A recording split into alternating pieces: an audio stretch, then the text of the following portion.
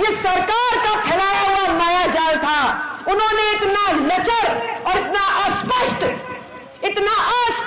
अध्यादेश बनाया कि वो खुद भी सुप्रीम कोर्ट में उसको डिफेंड नहीं कर पाए। उनका उद्देश्य था कि पहले सड़कों पे तनाव हो और तनाव के बाद सर्वोच्च न्यायालय उसको खुद ही बैन कर दे।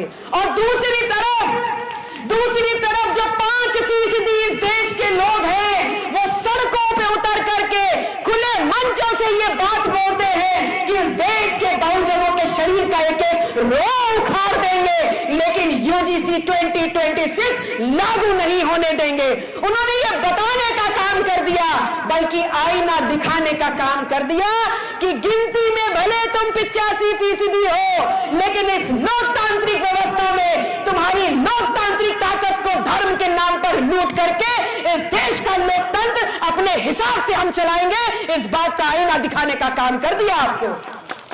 आप क्या कर रहे हैं?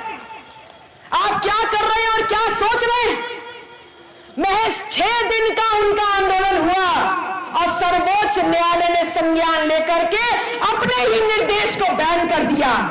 वहीं इस आजाद भारत में 13 महीने इस देश का अन्नदाता सड़कों पर आंदोलन करता रहा, लेकिन अदालत ने संज्ञान नहीं लिया। इस देश में 10,000 किलोमीटर लाल झंडा लेकर पैदल दक्षिण से लेकर उत्तर तक मजदूर चलकर आया कि उसकी दुश्वारियां सुन ली जाए, लेकिन अदालत ने संज्ञान नहीं लिया। इसी देश में 69,000 शिक्षक भर्ती घोटाले में जो पिछड़ा और दलित छात्र भुक्तभोगी हैं, वो लखनऊ कोर्ट के चक्कर काटते रहे और आज सर्वोच्च न्यायालय की 23 हियरिंग के बाद भी कोर्ट उनकी बात का संज्ञान नहीं ले रहा है। लेकिन जहां इनकी चुटिया पर एक धार बांधने की बात आई, कोर्ट ने तुरंत संज्ञान ले लिया और अपने ही निर्देश को बैन करने का काम कर दिया। आप क्या समझ रहे हैं? वो क्या कह के आंदोलन करने निकले?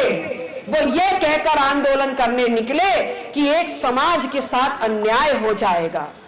दूसरा, उन्होंने कहा कि जो समिति बन रही है उसमें समिति में हमारा कोई सदस्य नहीं है। अरे जाहिलो, क्या बता रहे? आपका शोषण हो जाएगा। 77 वर्ष की आजादी में कभी सवर्ण का शोषण होते देखा है? कभी सुना है?